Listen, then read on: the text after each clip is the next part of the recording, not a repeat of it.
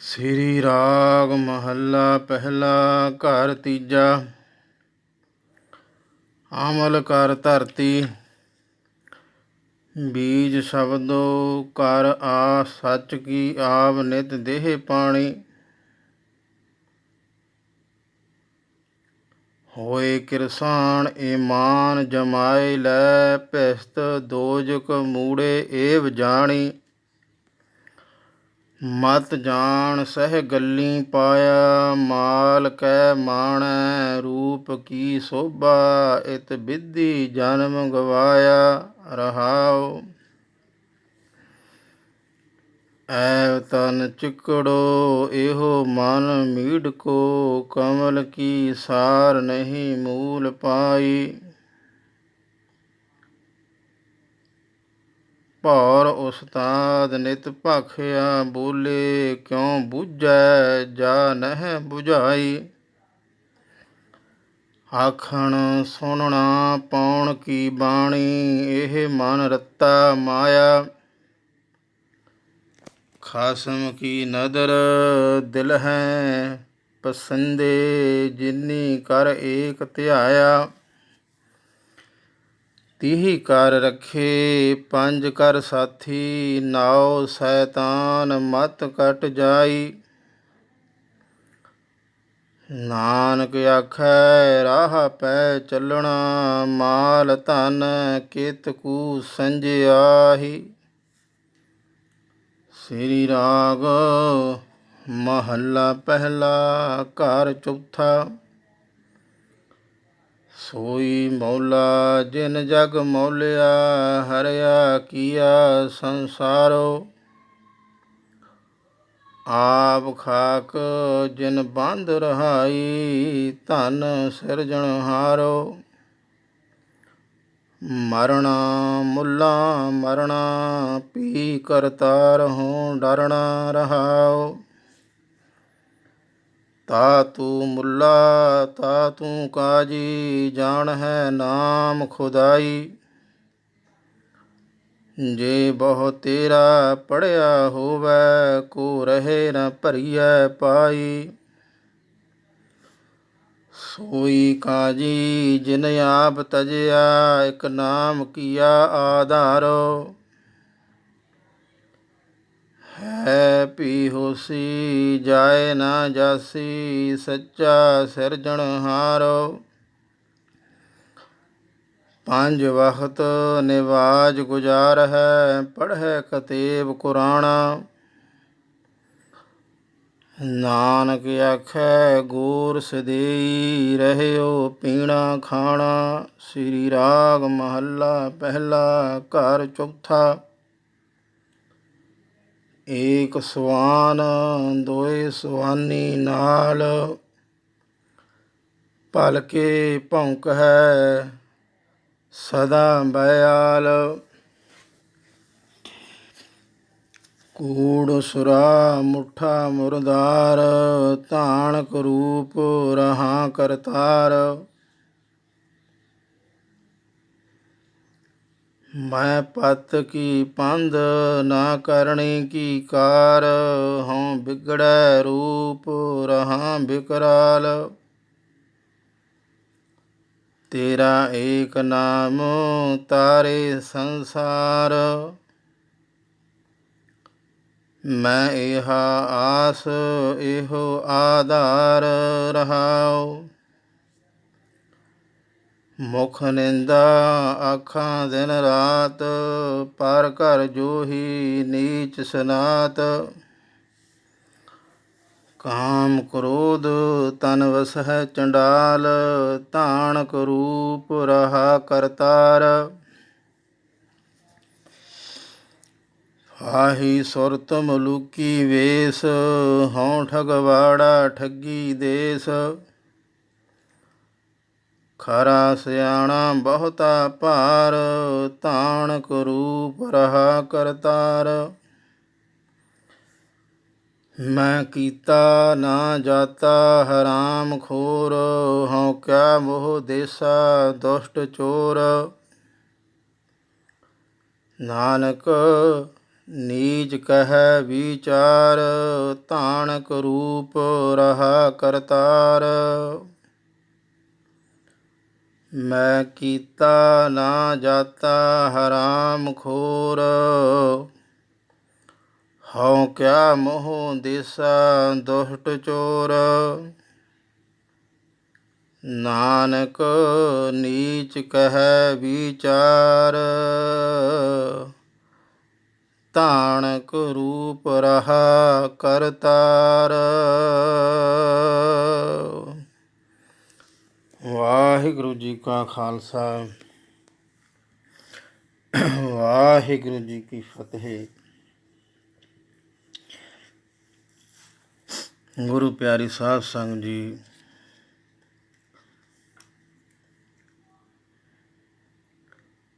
ਪਿਛਲੀ ਵਿਚਾਰ ਦੇ ਵਿੱਚ ਆਪਾਂ ਇਹ ਸਰਵਣ ਕੀਤਾ ਹੈ ਕਿ ਗਾਉਣਾ ਸੁਣਨਾ ਭਲੀ ਕਾਰ ਹੈ। ਉੱਤਮ ਵਿਚਾਰ ਕੀ ਹੈ? ਗਾਏ ਸੁਣੇ ਨੂੰ ਅਮਲ ਦੇ ਵਿੱਚ ਲੈ ਕੇ ਆਉਣਾ। ਅਮਲ ਕੀ ਹੈ ਸਾਧ ਸੰਗਤ ਜੀ? ਈਮਾਨ ਹੈ,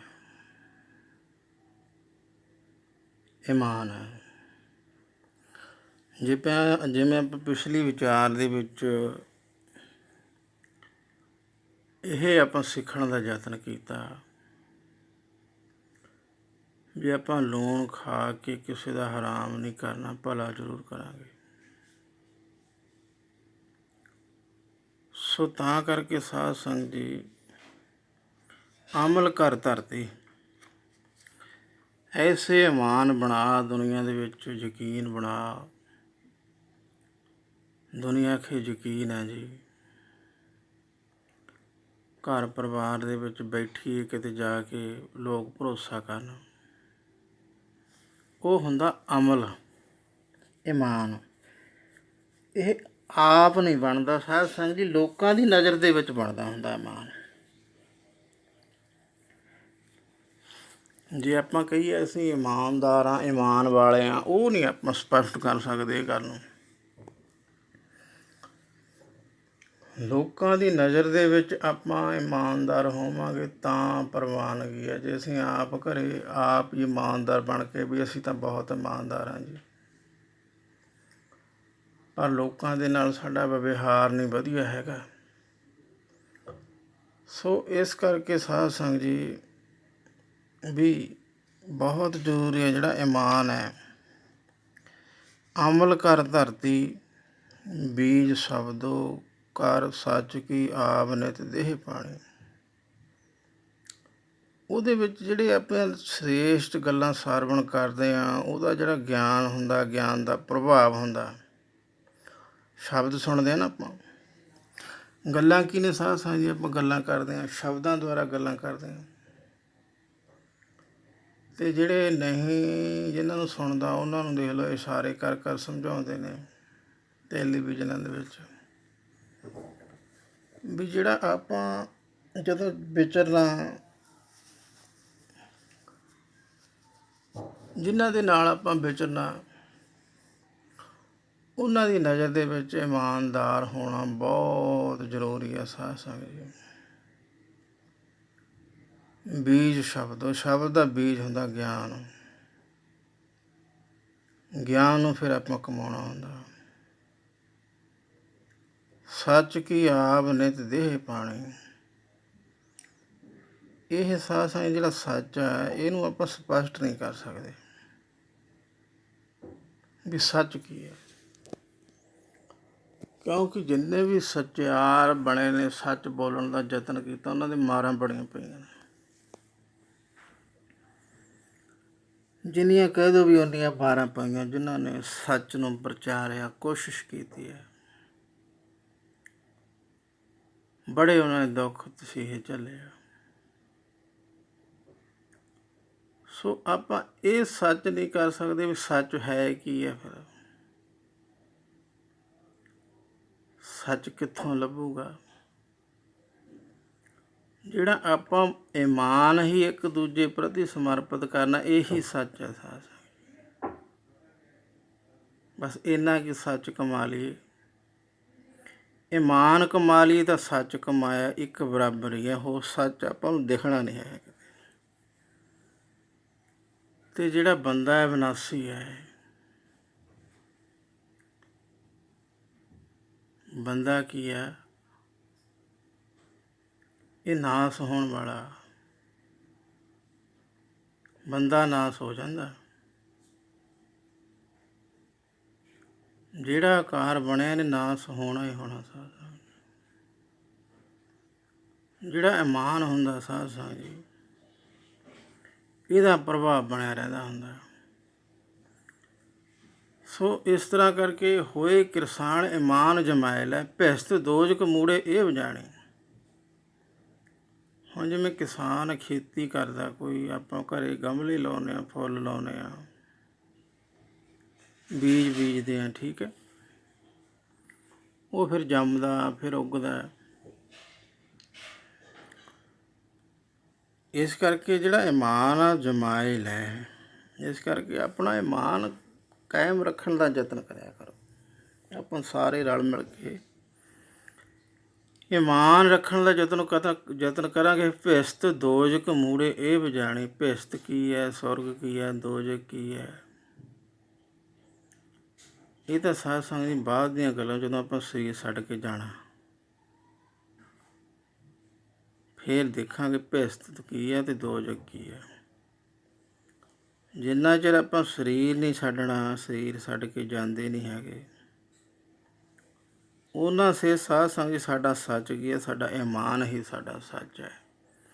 ਇਮਾਨ ਹੀ ਸਾਡਾ ਜੀਵਨ ਹੈ। ਇਮਾਨ ਹੀ ਸਾਡਾ ਗਿਆਨ ਹੈ। ਜਦੋਂ ਆਪਾਂ ਚਲੇ ਗਏ ਫਿਰ ਆਪਾਂ ਇਮਾਨ ਨਹੀਂ ਕਮਾ ਸਕਦੇ। ਫਿਰ ਆਪਾਂ ਨੂੰ ਭਿਸਤ ਦੋਜਕ ਦਾ ਆਪਾਂ ਕੀ ਕਹਿ ਸਕਦੇ ਹਾਂ? ਸੋ ਤਾਂ ਕਰਕੇ ਸਾਧ ਸੰਗਤ ਜੀ, ਮਤ ਜਾਣ ਸਹਿ ਗੱਲੇ ਪਾਇਆ, ਮਾਲ ਕੈ ਮਾਣੈ ਰੂਪ ਕੀ ਸੋਭਾ, ਇਤ ਵਿਧੀ ਜਨਮ ਗਵਾਇਆ। ਇਹ ਨਾ ਜਾਣੋ ਵੀ ਗੱਲਾਂ ਦੇ ਨਾਲ ਪ੍ਰਾਪਤੀ ਨਹੀਂ ਆਪਾਂ ਕਰ ਸਕਦੇ। ਗੱਲਾਂ ਦੇ ਨਾਲ ਕੋਈ ਚੀਜ਼ ਪ੍ਰਾਪਤ ਨਹੀਂ ਹੁੰਦੀ। ਸਾਡੀ ਇਮਾਨ ਗੱਲਾਂ ਦੇ ਨਾਲ ਨਹੀਂ ਪ੍ਰਾਪਤ ਹੋ ਸਕਦਾ। ਜਿਹੜਾ ਸਹਿ ਆ, ਜਿਹਨੂੰ ਆਪਾਂ ਕਹਿੰਦੇ ਹਾਂ ਰਚਨਾ ਜਿਨ ਨਰ ਰਚਾਈ ਨਿਰਆਕਾਰ ਹੈ, ਉਹ ਸਾਧ ਸੰਗਤ ਜੀ ਫਿਰ ਗੱਲਾਂ ਦੇ ਨਾਲ ਉਹਦੀ ਬਖਸ਼ਿਸ਼ ਨਹੀਂ ਪ੍ਰਾਪਤ ਹੋ ਸਕਦੀ ਆਪਾਂ ਨੂੰ। ਧਨ ਪਦਾਰਥ ਦਾ ਮਾਣ ਅਤੇ ਆਪਣੇ ਰੂਪ ਦੀ ਸੋਭਾ ਕਰਕੇ ਹੀ ਇਹ ਜਿਹੜਾ ਜਨਮ ਹੈ, ਸਾਡਾ ਰੂਪ ਜੋਬਨ ਹੈ, ਇਹ ਚਲਿਆ ਜਾਂਦਾ। ਇਹ ਜਿਹੜਾ ਸਾਡਾ ਜੋਬਨ ਹੈ, ਇਹ ਸਾਡੀ ਮਾਂ ਦਾ ਜੋਬਨ ਹੁੰਦਾ। ਜਿਹੜਾ ਜੋਬਨ ਹੈ ਨਾ ਸਾਧ ਸੰਗਤ, ਕਿਉਂਕਿ ਇਹਦੇ ਵਿੱਚ ਪਿਤਾ ਦੀ ਜਿਹੜੀ ਅੰਸ਼ ਹੁੰਦੀ ਹੈ ਬੜੀ ਘੱਟ ਹੁੰਦੀ ਹੈ। ਅਤੇ ਜਿਹੜਾ ਮਾਂ ਦਾ ਜੋਬਨ ਖੁਰ ਕੇ ਹੀ ਫਿਰ ਅੱਗੇ, ਜਿਵੇਂ ਖੁਰ ਕੇ ਕਹਿ ਲਓ, ਆਪਾਂ ਆਮ ਸਮਝਣ ਵਾਸਤੇ ਕਰਦੇ ਹਾਂ ਗੱਲ, ਇਹ ਖੁਰਦਾ ਨਹੀਂ ਹੁੰਦਾ ਕੁਛ। ਜੋ ਵੀ ਉਹਦਾ ਜੋਬਨ ਹੁੰਦਾ ਮਾਂ ਦਾ, ਉਹ ਜੋਬਨ ਦਾ ਫਿਰ ਅੱਗੇ ਆਕਾਰ ਪੈਦਾ ਹੋ ਜਾਂਦਾ। ਸੋ ਇਸ ਕਰਕੇ ਜੋਬਨ ਜਿਹੜਾ ਹੁੰਦਾ ਇਹ ਮਾਂ ਦਾ ਹੁੰਦਾ ਜੋਬਨ। ਇਸ ਕਰਕੇ ਜਦੋਂ ਵੀ ਆਪਾਂ ਨੂੰ ਦੁੱਖ ਤਕਲੀਫ ਹੁੰਦੀ ਹੈ,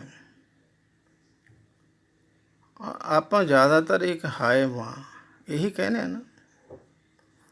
ਦੇਖੋ ਮਾਂ ਯਾਦ ਆਉਂਦੀ ਆ, ਕੋਈ ਦੁੱਖ ਤਕਲੀਫ ਹੁੰਦਾ ਆਪਾਂ ਨੂੰ ਮਾਂ ਯਾਦ ਆਉਂਦੀ, ਹਾਏ ਮਾਂ। ਸੋ ਇਹ ਜੋਬਨ ਹੈ ਜਿਹੜਾ ਸਾਧ ਸੰਗਤ ਜੀ, ਇਹ ਮਾਂ ਦੀ ਦੇਣ ਹੀ ਆ ਜਿਹੜਾ ਸਾਡਾ ਜੋਬਨ ਹੈ। ਸੋ ਆਪਾਂ ਇਹ ਯਤਨ ਕਰਨਾ ਵੀ ਆਪਾਂ ਇੰਨਾ ਕੁ ਮਾਣ ਰੱਖੀਏ ਵੀ ਮਾਂ ਨੂੰ ਲਾਜ ਨਾ ਲੱਗੇ। ਨਾਮ ਜਪਾਉਣਾ ਤਾਂ ਬਹੁਤ ਦੂਰ ਦੀ ਗੱਲ ਹੈ। ਇੰਨਾ ਹੀ ਖਿਆਲ ਮਤਲਬ ਜੇ ਆਪਾਂ ਸਾਰੇ ਹੀ ਰੱਖਣ ਲੱਗ ਜਾਈਏ ਵੀ ਮਾਂ ਸ਼ਬਦ ਹੈ, ਇੱਕ ਮਾਂ ਨਹੀਂ ਹੈਗੀ ਕੋਲੇ, ਹੈ ਨਾ। ਵੀ ਮਾਂ ਕੀ ਆ? ਮਦਰ, ਠੀਕ ਹੈ। ਆਪਾਂ ਇੰਗਲਿਸ਼ ਦੇ ਵਿੱਚ ਮਦਰ ਕਹਿ ਦਿੰਦੇ ਹਾਂ, ਮਾਂ ਕਹਿ ਦਿੰਦੇ ਹਾਂ, ਹੋਰ ਭਾਸ਼ਾਵਾਂ ਦੇ ਵਿੱਚ ਅਲੱਗ ਅਲੱਗ ਬੋਲੀਆਂ ਨੇ। ਸੋ ਇਹ ਸਾਧ ਸੰਗਤ ਜੀ ਸਾਡਾ ਸਰੀਰ ਹੈ, ਇਹਦੇ ਵਿੱਚ ਪਿਤਾ ਦੀ ਅੰਸ਼ ਜਿਹੜੀ ਬਹੁਤ ਘੱਟ ਆ, ਅਤੇ ਮਾਂ ਦੀ ਜਿਹੜਾ ਮਾਂ ਦਾ ਜੋਬਨ ਆ ਸਾਰਾ ਮਾਂ ਦਾ ਜੋਬਨ ਹੀ ਹੈ। ਅਤੇ ਜੇ ਆਪਾਂ ਇਹ ਮਾਨ ਕਮਾਉਣਾ ਹੀ ਹੈ, ਫਿਰ ਇਹ ਆਕਾਰ ਕਿੱਥੋਂ ਬਣਿਆ? ਮਾਂ ਦੇ ਵਿੱਚੋਂ ਬਣਿਆ। ਫਿਰ ਸਾਧ ਸੰਗਤ ਜੀ ਆਪਾਂ ਇਹ ਮਾਨ ਹੈ ਜਿਹੜਾ ਬਸ ਇੰਨਾ ਕੀ ਕਾਇਮ ਰੱਖੀਏ ਵੀ ਜਿਹਦੇ ਨਾਲ ਸਾਡੀ ਮਾਂ ਨੂੰ ਕੋਈ ਲਾਜ ਨਾ ਲੱਗੇ, ਬਸ ਇੰਨੀ ਕੀ ਗੱਲ ਹੀ ਹੈ। ਇਹਦੇ ਵਿੱਚ ਹੀ ਸਾਰਾ ਗਿਆਨ, ਇਹਦੇ ਵਿੱਚ ਸਾਰਾ ਧਿਆਨ, ਧਰਮ, ਸਾਰਾ ਕੁਛ ਵਿੱਚ ਹੀ ਆ ਜਾਊਗਾ। ਤਾਂ ਤੇ ਕੋਈ ਇਹ ਨਾ ਕਹੇ ਵੀ ਇਹ ਕਿਹਦਾ ਜਣਿਆ ਹੈ ਨਾ, ਕਿਹੜੀ ਮਾਂ ਦਾ ਜੰਮਿਆ, ਕਿਹੜੀ ਮਾਂ ਨੇ ਇਹਨੂੰ ਜਣਿਆ। ਇਹ ਕੋਸ਼ਿਸ਼ ਕਰਨੀਆਂ ਤਾਂ ਗਲਤੀਆਂ ਹੁੰਦੀਆਂ ਨੇ, ਇਹ ਗੱਲ ਨਹੀਂ ਹੈ ਵੀ ਗਲਤੀਆਂ ਨਹੀਂ ਹੁੰਦੀਆਂ, ਗਲਤੀਆਂ ਹੁੰਦੀਆਂ ਰਹਿੰਦੀਆਂ ਹੁੰਦੀਆਂ। ਪਰ ਇਹ ਗੱਲ ਨਹੀਂ ਵੀ ਰੋਜ਼ ਹੀ ਗਲਤੀਆਂ ਹੀ ਗਲਤੀਆਂ, ਗਲਤੀਆਂ ਹੀ ਗਲਤੀਆਂ ਆਪਾਂ ਕਰੀ ਜਾਣੀਆਂ ਨੇ, ਇਹ ਗੱਲ ਨਹੀਂ ਹੁੰਦੀ। ਆਪਾਂ ਹੌਲੀ ਹੌਲੀ ਉਹਨਾਂ ਨੂੰ ਸੁਧਾਰ ਵੀ ਕਰਨਾ। ਇਹ ਨਹੀਂ ਵੀ ਆਪਾਂ ਜੁਗਾਂ ਜੁਗਾਂ ਤੋਂ ਗਲਤੀਆਂ ਕਰਦੇ ਆ ਰਹੇ ਹਾਂ, ਉਹੀ ਗਲਤੀਆਂ ਕਰੀ ਜਾਂਦੇ, ਉਹੀ ਗਲਤੀਆਂ ਕਰੀ ਜਾਂਦੇ ਹਾਂ। ਸੋ ਇਹ ਸਾਧ ਸੰਗਤ ਫਿਰ ਇਸ ਪ੍ਰਕਾਰ ਦੇ ਜਦੋਂ ਕੋਈ ਦੁੱਖ ਤਕਲੀਫ ਹੁੰਦੀ, ਉਹ ਮਦਰ ਜਾਂ ਕਹਾਂਗੇ ਉਹ ਮਾਈ ਗॉड ਜਾਂ ਹਾਏ ਮਾਂ। ਪਹਿਲਾਂ ਲੋਕ ਅੰਮਾ ਕਹਿੰਦੇ ਹੁੰਦੇ ਸੀਗੇ, ਹਾਏ ਅੰਮਾ। ਸੋ ਜਦੋਂ ਹਾਏ ਅੰਮਾ ਕਹਿੰਦੇ ਆ, ਫਿਰ ਕਿਉਂਕਿ ਅੰਮਾ ਦਾ ਹੀ ਸਰੀਰ ਹੁੰਦਾ, ਜਿਹੜਾ ਧੀ ਪੁੱਤ ਆਪਾਂ ਕਹਿੰਦੇ ਹਾਂ ਸਰੀਰ ਆਕਾਰ ਬਣਦਾ, ਪਰ ਬਾਅਦ ਦੇ ਵਿੱਚ ਉਹਨੂੰ ਨਾਂ ਦੇ ਦਿੰਦੇ ਹਾਂ। ਨਾਂ ਤਾਂ ਆਪਾਂ ਹੀ ਦਿੱਤਾ ਵੀ ਧੀ ਹੈ, ਇਹ ਪੁੱਤਰ ਹੈ ਜੀ, ਇਹ ਆਪਾਂ ਨਾਂ ਦਿੱਤਾ। ਜਿਹੜਾ ਆਕਾਰ ਬਣਦਾ ਸਾਧ ਸੰਗਤ ਜੀ, ਉਹ ਮਾਂ ਦਾ ਹੀ ਆਕਾਰ ਬਣਦਾ, ਮਾਂ ਦੇ ਵਿੱਚੋਂ ਹੀ ਬਣਦਾ ਹੈ। ਸੋ ਇਸ ਕਰਕੇ ਆਪਾਂ ਸਾਰਿਆਂ ਨੇ ਕੋਸ਼ਿਸ਼ ਕਰ ਰਹੀਆਂ ਵੀ ਇੰਨਾ ਕੁ ਆਪਣਾ ਜੀਵਨ ਜਿਹੜਾ ਵਿਵਹਾਰ ਹੈ ਸਾਡਾ, ਇੰਨਾ ਕੁ ਆਪਾਂ ਕਾਇਮ ਰੱਖਣਾ ਵਿਵਹਾਰ ਨੂੰ। ਘਰ ਪਰਿਵਾਰ ਜਿੱਥੇ ਵੀ ਆਪਾਂ ਵਿਚਰਦੇ ਹਾਂ, ਵਿਵਹਾਰ ਹੁੰਦਾ ਆਪਣਾ। ਸੋ ਸਾਧ ਸੰਗਤ ਜੀ ਇਸੇ ਪ੍ਰਕਾਰ ਹੈ ਜਿਹੜਾ ਵਿਵਹਾਰ ਹੈ, ਆਪਾਂ ਕੋਸ਼ਿਸ਼ ਕਰਨੀ ਉਹ ਵਧੀਆ ਤੋਂ ਵਧੀਆ ਬਣਿਆ ਰਹੇ। ਸੋ ਇਸ ਕਰਕੇ ਸਾਧ ਸੰਗਤ ਜੀ ਇਹ ਮਾਨ ਹੈ ਜਿਹੜਾ ਉਹ ਬਹੁਤ ਹੀ ਜ਼ਰੂਰੀ ਹੈ। ਜਿਵੇਂ ਆਪਾਂ ਕੱਲ੍ਹ ਦੇ ਪਿਛਲੀ ਵਿਚਾਰ ਦੇ ਵਿੱਚ ਆਪਾਂ ਜ਼ਿਕਰ ਕੀਤਾ ਵੀ ਲੂਣ ਖਾ ਕੇ ਆਪਾਂ ਕਿਸੇ ਦਾ ਹਰਾਮ ਨਹੀਂ ਕਰਨਾ, ਇਹ ਮਾਨ ਹੈ। ਮਾਂ ਨੂੰ ਲਾਜ ਨਾ ਲੱਗੇ, ਇਹ ਵੀ ਮਾਨ ਆ ਸਾਧ ਸੰਗਤ ਜੀ। ਸੋ ਇਸ ਕਰਕੇ ਬਹੁਤ ਜ਼ਰੂਰੀ ਹੈ ਵੀ ਆਪਣਾ ਇਹ ਮਾਨ ਸਾਡਾ, ਜਿੰਨਾ ਚਿਰ ਸਾਡਾ ਸਰੀਰ ਆ ਸਾਧ ਸੰਗਤ ਜੀ, ਆਪਾਂ ਕੋਸ਼ਿਸ਼ ਕਰਦੇ ਹਾਂ ਵੀ ਜਿਹੜਾ ਸਾਡਾ ਮਾਨ ਹੌਲੀ ਹੌਲੀ ਬਣਿਆ ਰਹੇ। ਬਸ ਇੰਨੀ ਕੀ ਗੱਲ ਹੁੰਦੀ ਹੈ। ਸੰਸਾਰ ਦੇ ਵਿੱਚ ਆਪਾਂ ਨੂੰ ਵਿਚਰਨ ਵਾਸਤੇ ਆਹੀ ਗੱਲਾਂ ਦੀ ਲੋੜ ਹੈ। ਸੋ ਬਹੁਤ ਬਹੁਤ ਧੰਨਵਾਦ। ਆਪਾਂ ਹੌਲੀ ਹੌਲੀ ਕਰਕੇ ਇਹ ਵਿਚਾਰ ਕਰਦੇ ਆ ਰਹੇ ਹਾਂ। ਅਸੀਸ ਬਖਸ਼ਣਾ ਜੀ, ਭੁੱਲਾਂ ਚੁੱਕਾਂ ਦੀ ਖਿਮਾ। ਵਾਹਿਗੁਰੂ ਜੀ ਕਾ ਖਾਲਸਾ, ਵਾਹਿਗੁਰੂ ਜੀ ਕੀ ਫਤਿਹ।